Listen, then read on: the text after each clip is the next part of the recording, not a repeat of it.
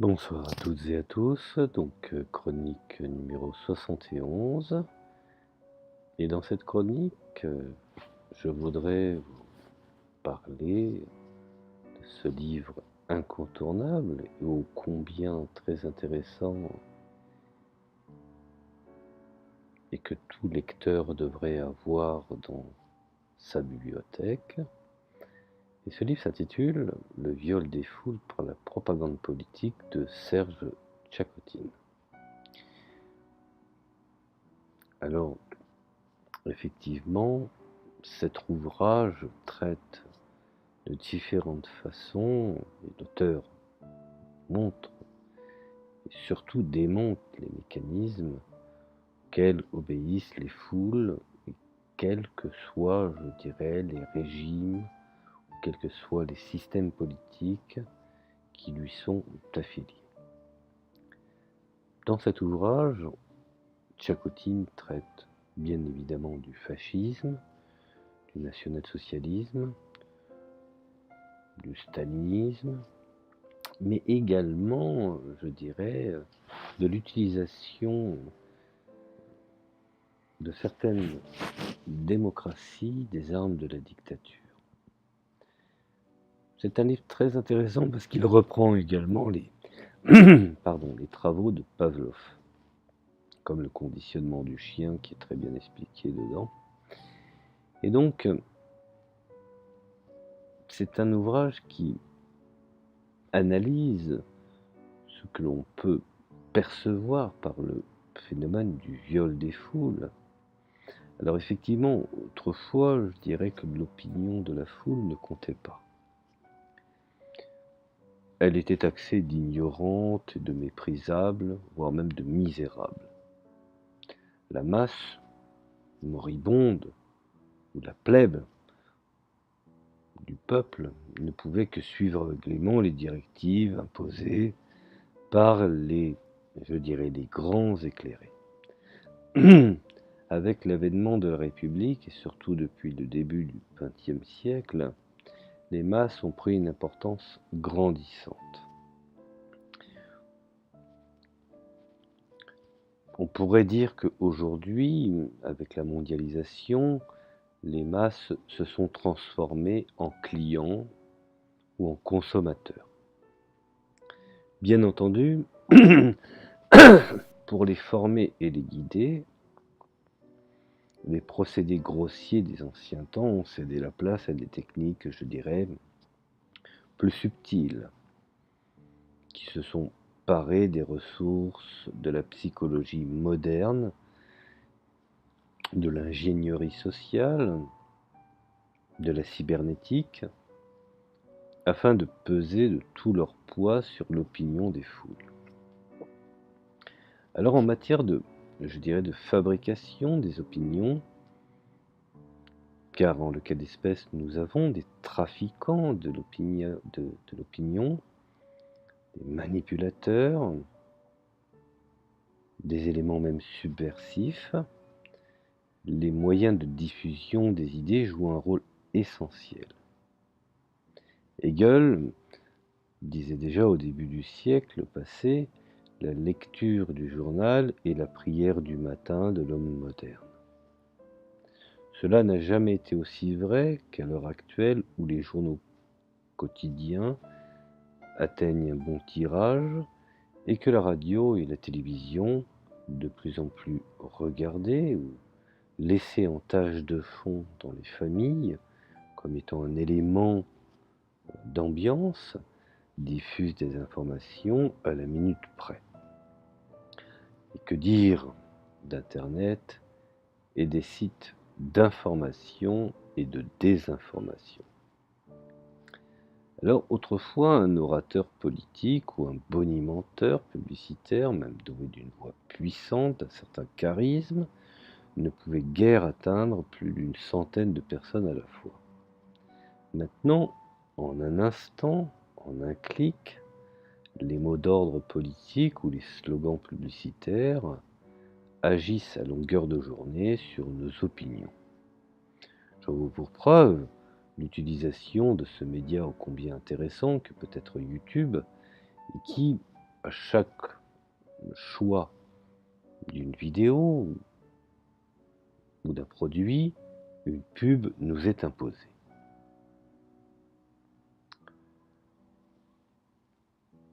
En moins de quelques heures, la France entière peut être au courant des qualités d'un produit tel que par exemple un dentifrice, du chocolat ou une proposition fiscale.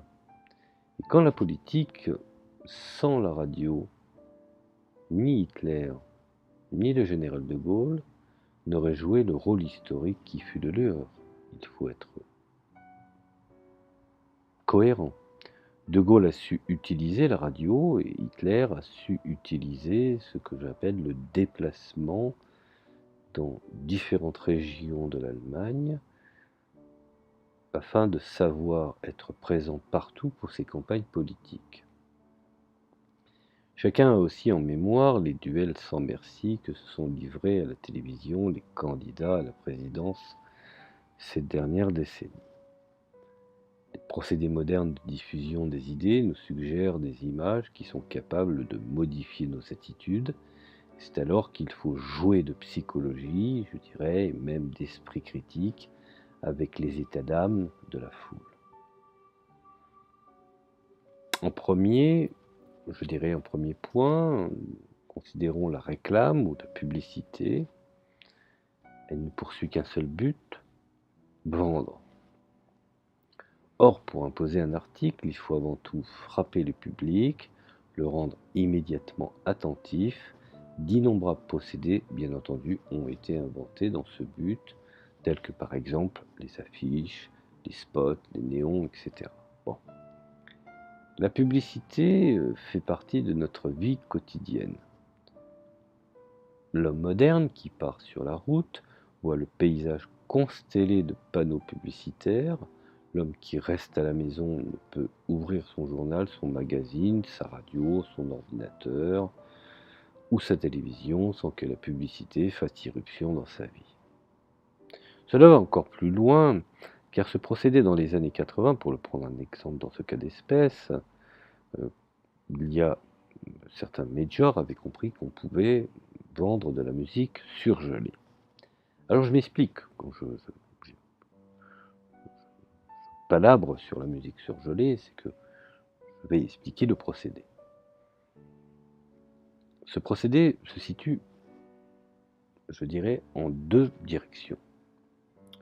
Le premier procédé, c'est la musique que l'on va à tue-tête et d'une façon mécanique lancer sur les radios, où l'homme moderne, se levant le matin, l'entend à la radio, allant déjeuner à midi, à l'extérieur, l'entend encore, et quand il rentre dans sa voiture et qu'il met sa radio, la même musique, d'une façon répétitive, revient à ses oreilles. Ce mécanisme s'observant toute la semaine, inévitablement, l'homme moderne, le samedi venant, où il part faire ses courses, passant par le rayon afin de prendre cet échantillon d'un conditionnement de la semaine passée d'une musique qu'on lui a imposée. Ça, c'est pour le premier cas d'espèce. Le deuxième, ce sont les musiques qui sont mises en place et fabriquées essentiellement pour les vacances. Le jeune ado qui part en vacances et qui, pendant sa période estivale, rencontre une dulcinée et fait la connaissance d'une nouvelle conquête, un amour de vacances, certaines chansons qui ont été placées à cet effet dans des soirées, dans des bals, quelle que soit, je dirais, l'attraction, les vacances terminées, ce jeune achètera le précieux sésame et le produit pour se rappeler de sa belle et de ses vacances qui ont été idylliques. Alors beaucoup de gens insistent sur l'aspect négatif de cette publicité. Pour eux, c'est une entreprise d'abêtissement et d'ammoralité. Au point de vue intellectuel, ils n'ont absolument pas tort. En ce sens, pour se faire vendre au plus grand nombre de gens possible, la publicité cherche à se faire comprendre, même du moins cultivé de ses clients éventuels. Ce qui amène bien entendu dans ces procédés un inquiétant nivellement par le bas. En étant, je dirais, moins négatif, peut-être moins élitiste, il faut reconnaître que si la publicité existe et se maintient, c'est qu'elle satisfait en nous un besoin important d'information, un élément, un moyen de nous rassurer. Dans notre économie de libre concurrence, la publicité paraît un outil indispensable pour la diffusion des produits garantissant à une multitude d'entreprises les emplois afin de satisfaire également le public. Alors il reste à souhaiter, bien sûr, que la publicité ne puisse jamais nous induire en erreur ou ne pas tenir ce qu'elle promet. Mais cela ne paraît guère possible que si l'on organise un contrôle total et sévère sous la responsabilité de l'État par exemple. Or, si l'État se mêle de publicité, la propagande politique ne s'y introduit-elle pas? Son ombre ne se profile-t-elle pas déjà depuis quelques décennies? Alors, quand aujourd'hui la publicité gagne également le domaine de la propagande politique, les techniques de la publicité et de la propagande politique sont si peu différentes, comme le dit par exemple Domenech, quand on parle plus de politique mais de communication, dans certains pays, la propagande politique vit en symbiose avec la publicité. Prenons le cas d'espèce d'une des plus grandes nations, pour étayer mon propos.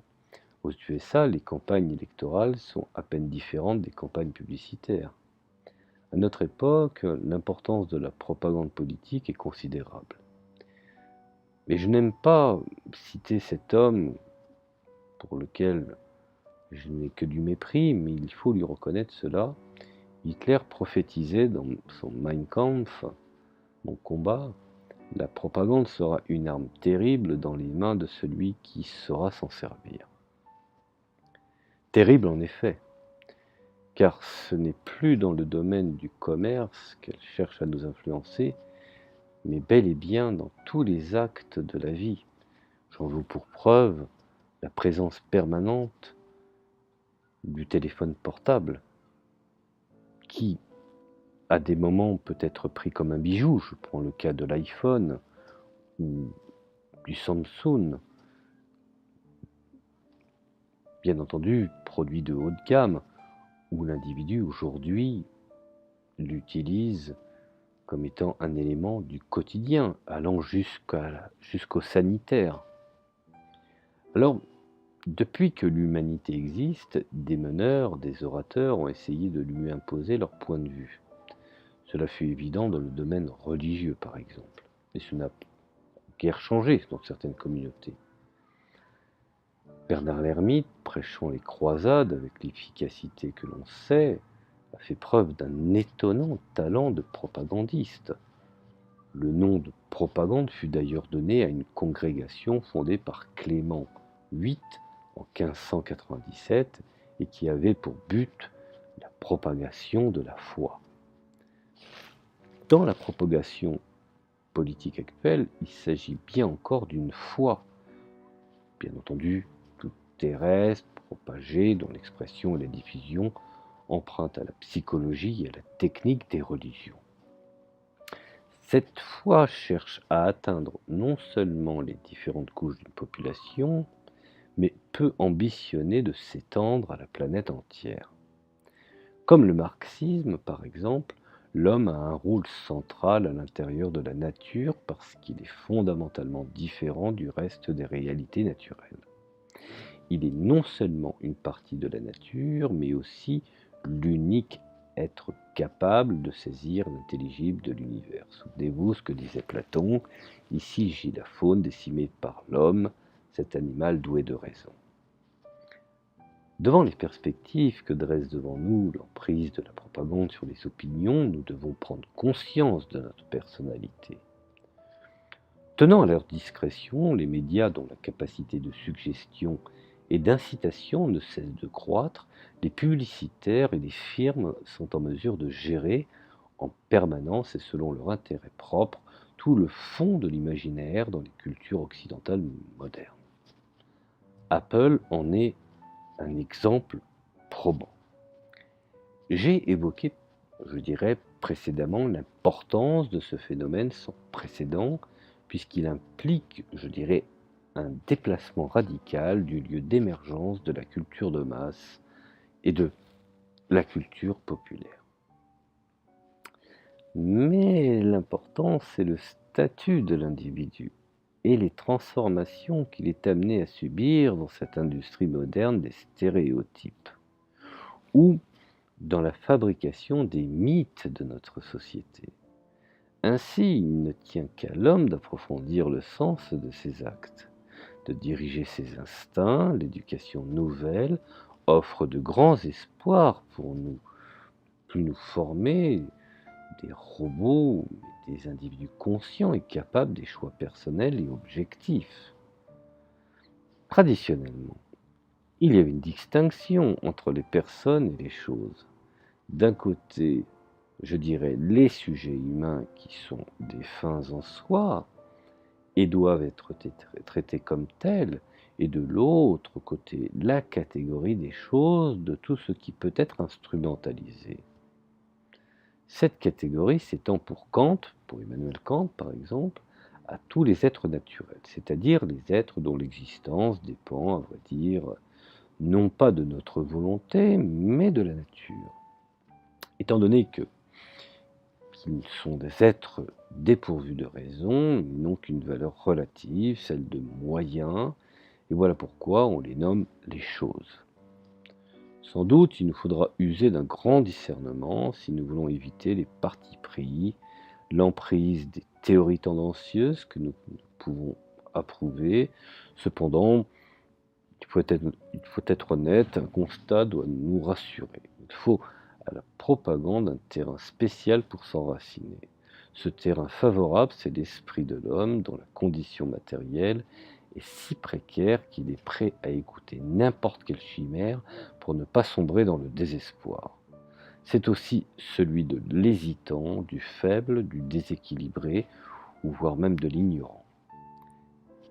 Espérons que dans le contexte économique et social que nous vivons actuellement, chacun, je dirais, fasse la part des choses sans empiéter dans ce terrain favorable. Mais hélas, force est de constater que les choses sont tout autres. Alors, je voudrais également parler d'un élément fondamental où on a tendance à oublier ce qu'on pourrait qualifier comme tempérament physiologique ou psychologique. Mais il y a aussi des tempéraments d'opinion. Le psychologue américain French a démontré que plus les personnes, je dirais, est équilibrée, plus ses opinions envers les questions économiques, philosophiques et religieuses étaient constantes et modérées. Au contraire, les individus dont la personnalité manque de fermeté et de richesse ont en général des opinions exagérées, extrêmes, afin de se rassurer. Ils passent d'ailleurs avec une facilité étonnante d'une attitude extrême à celle qui lui est exactement opposée. Et nous pouvons le constater aussi bien dans la vie courante que même dans les réseaux sociaux. Celui qui professe une opinion extrême est considéré trop souvent avec respect, comme une force de la nature, une personne qui aurait, je dirais, la force de ses opinions. Bref, quelqu'un qui aurait un phallus et des testicules, vous m'avez compris. Comme j'ai horreur de la vulgarité, j'ai employé cette image et vous comprenez bien de ce que je veux expliquer. En fait, c'est un colosse au pied d'argile, si on regarde bien. Chez qui domine l'absence de sens des nuances et la susceptibilité aux idées toutes faites. La résistance à la publicité et à la propagande politique est essentiellement tributaire de notre harmonie psychique et de l'épanouissement de notre personnalité. Face aux multiples, je dirais, influences qui cherchent à nous dominer, aucun autre remède nous permettra d'acquérir la notion de juste milieu, la tolérance et la vigilance. Il existe chez l'homme, cependant, des facultés mentales qui seront découvertes, comme le fut l'inconscient à la fin du siècle dernier, et bien entendu, l'on trouvera également des méthodes nouvelles capables de décupler la puissance de notre esprit. Cette pensée doit nous servir de guide si nous voulons demeurer des contemporains du futur.